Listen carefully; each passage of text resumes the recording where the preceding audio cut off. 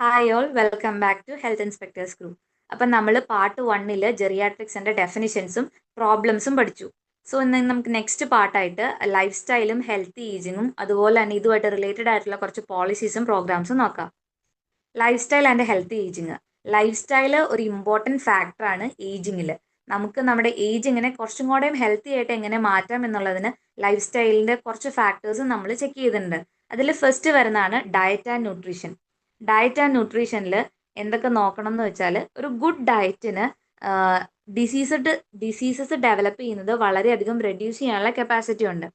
So നമ്മുടെ countries rapidly develop ചെയ്യുന്നതനുസരിച്ച് ഇന്നത്തെ കാലത്ത് അണ്ടർ ന്യൂട്രീഷൻ അല്ല ഒരു പ്രോബ്ലം, ഓവർ ന്യൂട്രീഷൻ ആണ് പ്രോബ്ലം.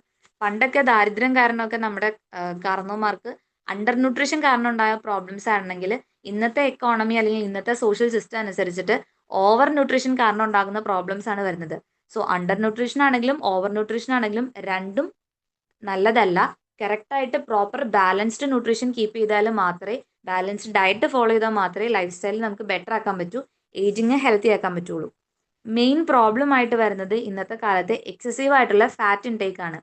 നമ്മുടെ ജങ്ക് ഫുഡ്സിലൂടെയും അല്ലാതെയും ഇപ്പം നമ്മൾ കോമൺ ആയിട്ട് കഴിക്കുന്ന മീറ്റിലൂടെ വരെയും അതുപോലെ നമ്മൾ യൂസ് ചെയ്യുന്ന ഓയിൽസിലൂടെയും സാച്ചുറേറ്റഡ് ആയിട്ടുള്ള എല്ലാവിധ ഫുഡ് ഐറ്റംസിലൂടെയും തന്നെ എക്സസീവ് ആയിട്ട് ഫാറ്റ് ഇൻടേക്ക് നമ്മൾ കഴിക്കുന്നുണ്ട്.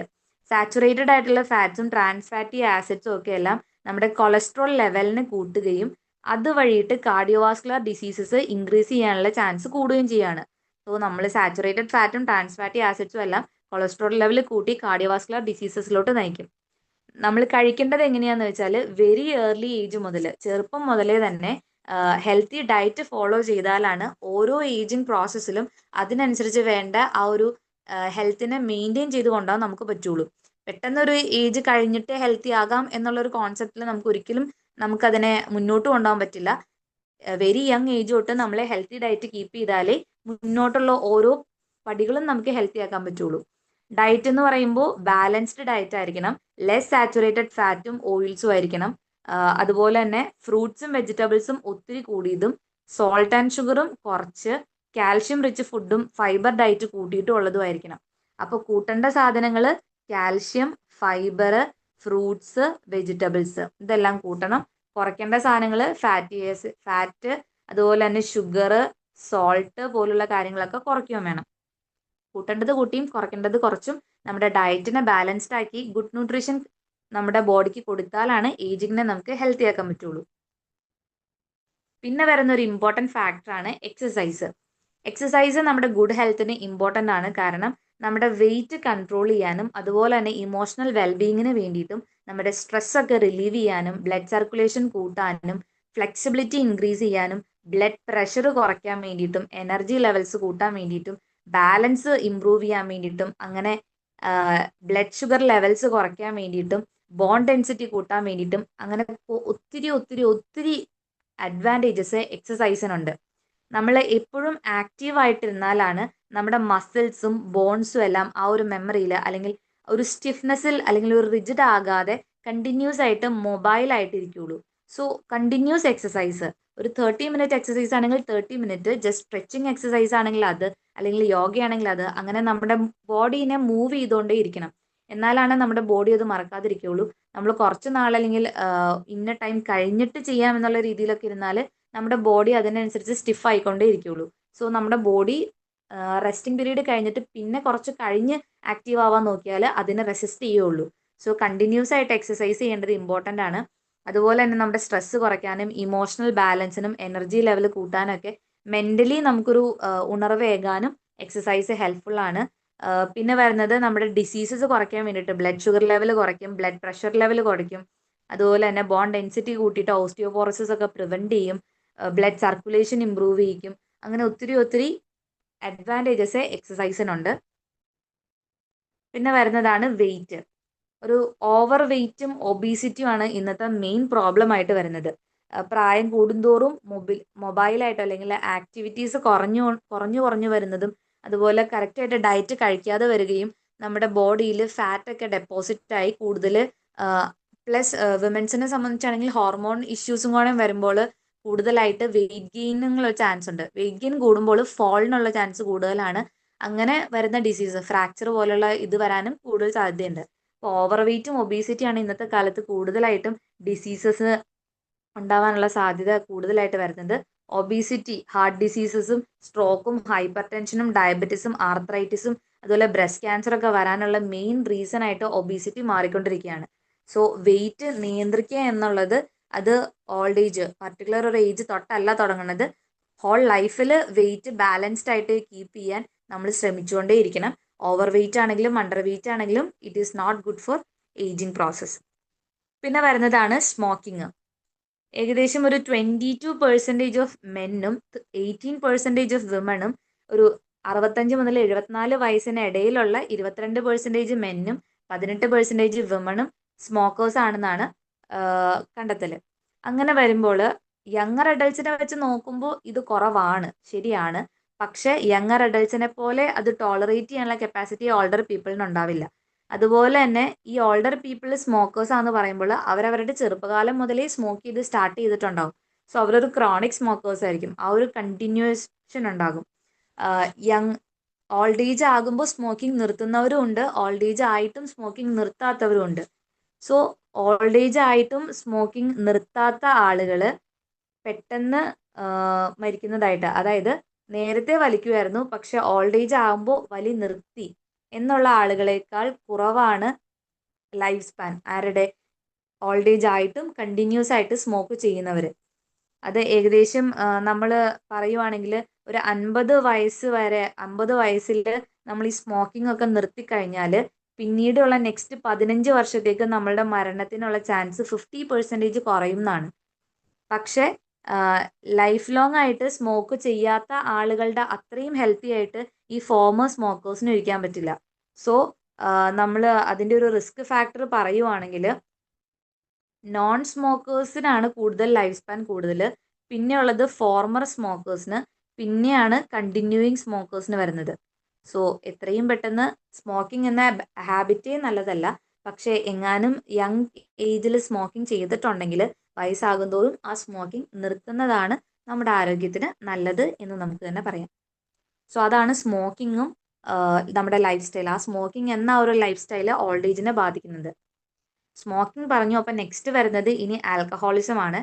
ആൽക്കഹോളിസത്തിൽ വരുമ്പോൾ ഒരു സ്പെസിഫൈഡ് എമൗണ്ടിന് കൂടുതലായിട്ട് നമ്മൾ ഡ്രിങ്ക് ചെയ്താൽ അത് വലിയ വലിയ അസുഖങ്ങളിലോട്ട് നയിക്കും. മെയിനായിട്ട് ഏജിങ്ങിനനുസരിച്ച് ആൽക്കഹോളിനോടുള്ള സെൻസിറ്റിവിറ്റി കൂടും.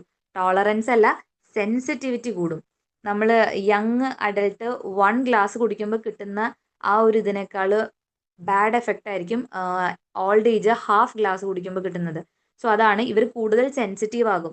ഓൾഡർ പീപ്പിളിന് കുറച്ചും കൂടെയും higher blood alcohol concentration meet ചെയ്യും. ഒരു 50 ml കുടിക്കുമ്പോൾ നമ്മുടെ ബ്ലഡ് ആൽക്കഹോൾ കോൺസെൻട്രേഷൻ എന്തോരം ഉണ്ടാവുന്നു അതിൻ്റെ ഇരട്ടിയായിരിക്കും ഓൾഡ് ഏജിൽ സെയിം എമൗണ്ട് തന്നെ നമ്മുടെ ബോഡിയിൽ ഉണ്ടാക്കുന്ന ടോക്സിക് എഫക്റ്റുകൾ. സോ ഇതുകൊണ്ട് തന്നെ ഏജ് റിലേറ്റഡ് ആയിട്ടുള്ള പ്രോബ്ലംസ് ആണ്, അല്ലെങ്കിൽ ഏജ് റിലേറ്റഡ് ആയിട്ടുള്ള മാറ്റങ്ങളാണ് ഇതിന് കാരണം.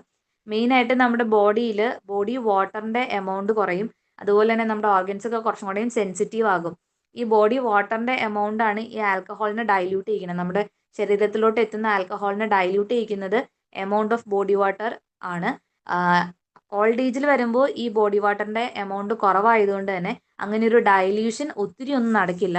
സോ ആ ആൽക്കഹോളിൻ്റെ കംപ്ലീറ്റ് ടോക്സിക് എഫക്റ്റും നമ്മുടെ ബോഡിയിലോട്ട് കൂടുതലായിട്ട് ബാധിച്ചുകൊണ്ടിരിക്കും. അങ്ങനെ വരുമ്പോൾ liver disease, stomach ulcers, gout, depression, osteoporosis, heart disease, breast cancer, diabetes, hypertension തുടങ്ങിയ ഒരു നിരയോളം അസുഖങ്ങൾ നമുക്ക് ഒറ്റയടിക്ക് വരാനുള്ള സാധ്യതയുണ്ട്. അപ്പോൾ ഇത്രയാണ് ആൽക്കഹോള് ഓൾഡ് ഏജിൽ വരുത്തുന്ന മാറ്റങ്ങൾ.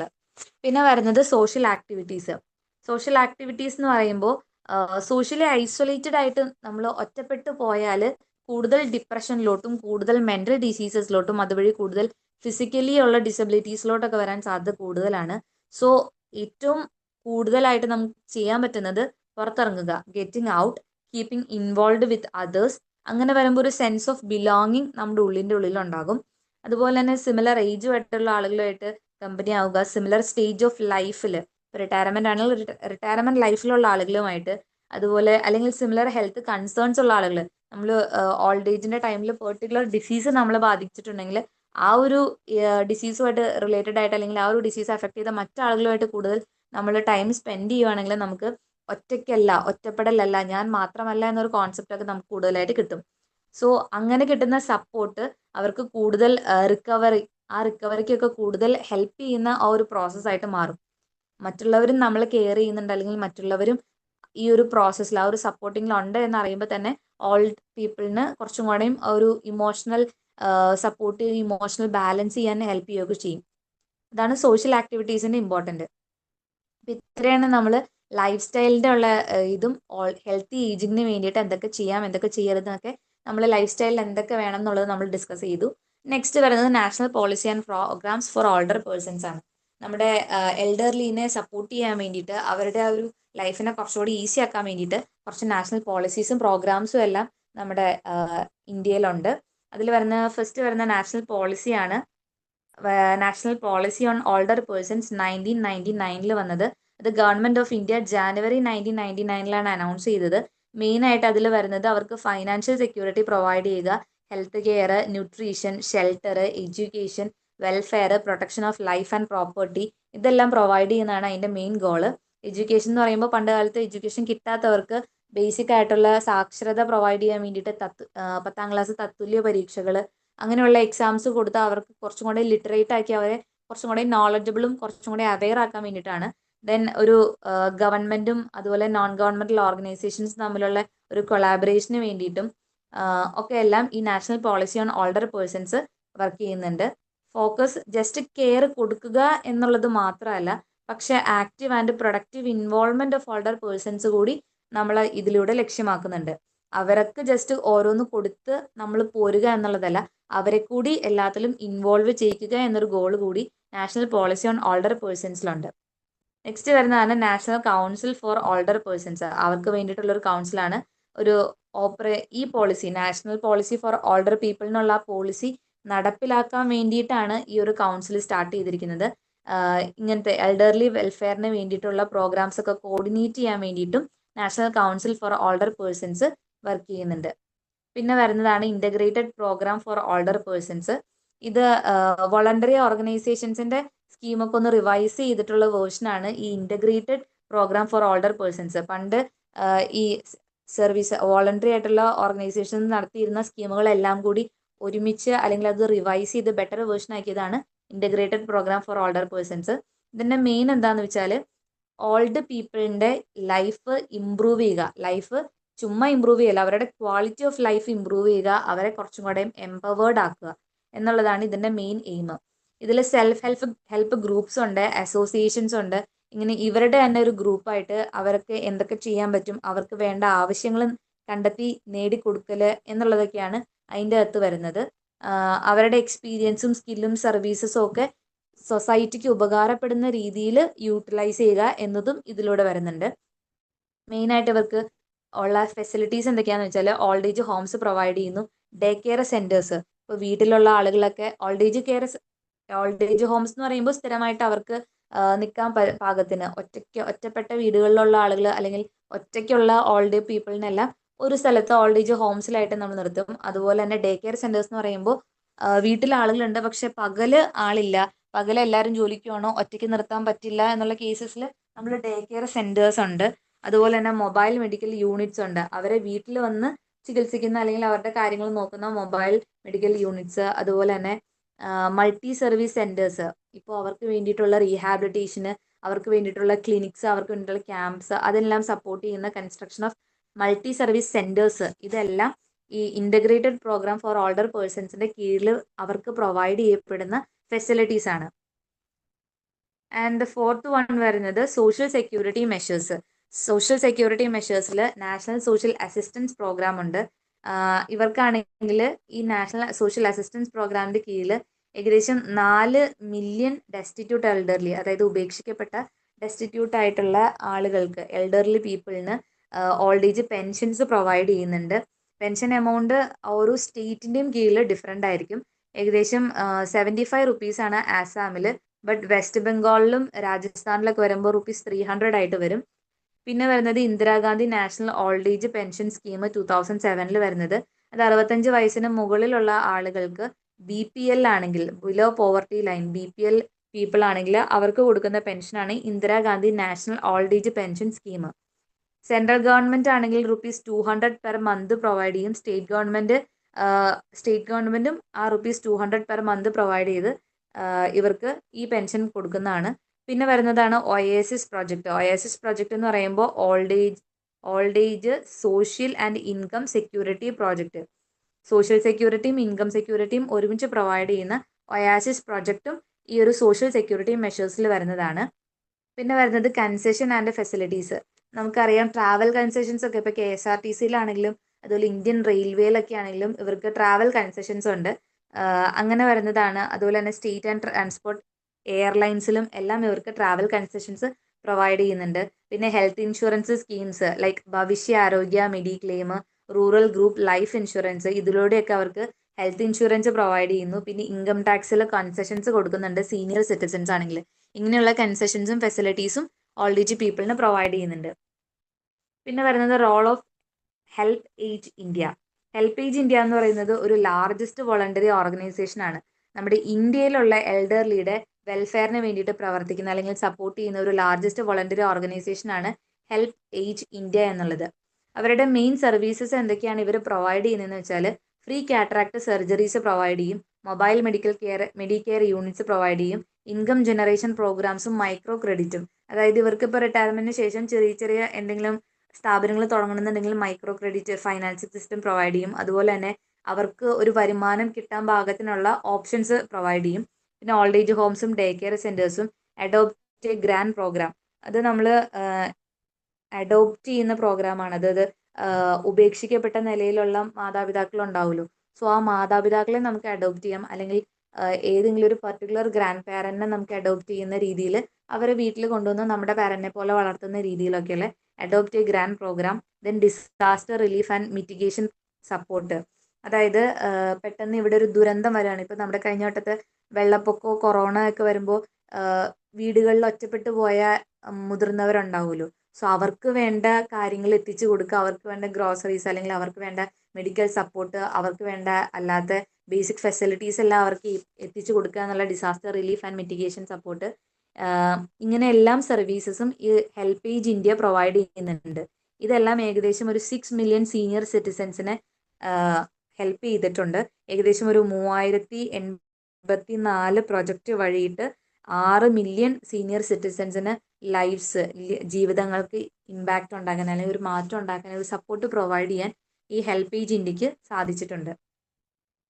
സോ ഇത്രയാണ് നമ്മൾ ജെറിയാട്രിക്സിനെ പറ്റി പറഞ്ഞത്. ജെറിയാട്രിക്സ് പാർട്ട് 1ഉം പാർട്ട് 2ഉം ആയിട്ടാണ് നമ്മൾ ഡിസ്കസ് ചെയ്തത്. പാർട്ട് 2ലാണ് നമ്മൾ ലൈഫ് സ്റ്റൈലും ഹെൽത്തി ഏജിങ്ങും അതുപോലെ തന്നെ നാഷണൽ പോളിസീസും പ്രോഗ്രാംസും എല്ലാം ഡിസ്കസ് ചെയ്തത്.